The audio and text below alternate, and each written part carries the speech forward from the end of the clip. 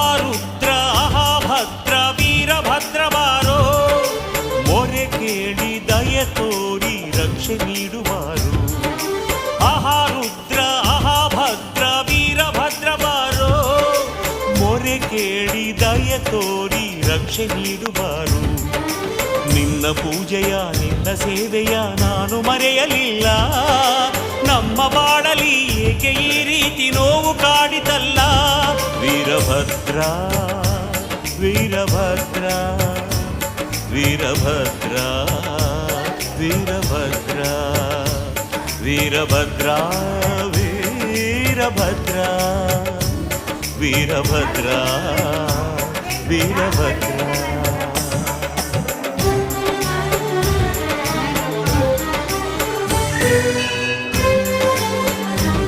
ಮುಂದೆ ಬರಲಿದೆ.